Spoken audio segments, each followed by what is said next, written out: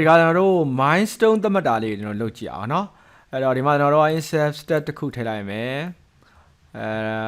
insert step ပေါ့နော်အဲ့ဒါမို့ဒီမှာ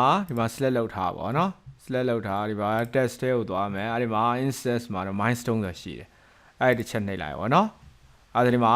new milestone ဆိုပြီးပေါ်လာပြီโอเคနော်အဲ့ဒီမှာကျွန်တော်ကဒီ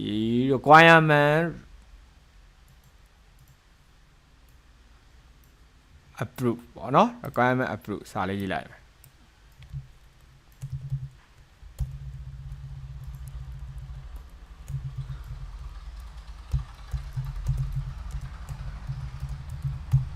โอเคအဲ့တော့သူ့ကို requirement approve ဒီအားကိုလုပ်လိုက်တော့ဘာတွေပြောင်းလဲသွားတော့ဆိုတော့ဒီမှာdiamond လေးဖြစ်သွားတယ်โอเคနော်သူ့မှာကျွန်တော်တို့က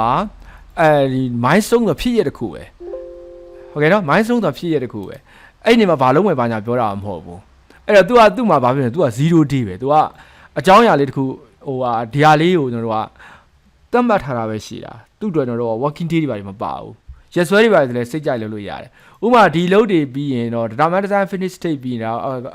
requirement approve milestone တွေတခုထားခြင်းတယ်လောတယ်ဒီမှာစတဲ့ရမှာပဲဖြစ်နေတယ်သူဒီကျွန်တော် diamond grey diamond ပုံလေးဖြစ်နေတယ်ပေါ့နော် grey diamond ပုံလေးဖြစ်နေတယ်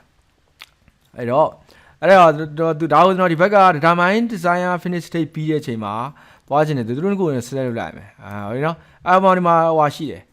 နောက်ဒီမှာ link ဆိုတာရှိတယ်โอเคနော်ဒါ unlink ဒါ link โอเคနော် link the selected tab ဆိုအဲ့ဒါလေးတစ်ချက်နေလိုက်အဲ့ဒါဆိုရင်သူ့ရဲ့ဒီ requirement approve ဆိုတဲ့ milestone လေးဟာ milestone လေးဟာသူနဲ့ဒီမှာချိတ်ဆက်ပြီးသားဖြစ်သွားတယ်โอเคနော်အဲ့တော့ကျွန်တော်တို့ဒီမှာဒီ project management မှာကျွန်တော်တို့ milestone တွေဟိုလေကျွန်တော်တို့ကစိတ်ကြိုက်အဲ့လိုမျိုးကိုထားမဲ့နေရာလေးမှာသွားပြီးတော့ထည့်ထားလို့ရတယ်ပြီးတော့တို့ဟိုနောက်ဆုံးဟိုဟာနေဘယ်က test နဲ့ milestone ချိတ်ချင်တုံးဆိုရင်တို့နှစ်ခုကို link လမ်းချိတ်ပေးလိုက်အဲ့ဒါဒီ milestone ဒီလိုဘာမဟုတ်ဘူးသူကတရိကန်ပုံလေး diamond ပုံလေးပေါ့နော် diamond shape လေးနဲ့ gray ဖြစ်တယ်ပေါ့နော်ဒီလိုမျိုးနဲ့ကျွန်တော်တို့က milestone တွေလည်းကျွန်တော်တို့ကအလွယ်တကူဖန်တီးလို့ရတယ်โอเคနော်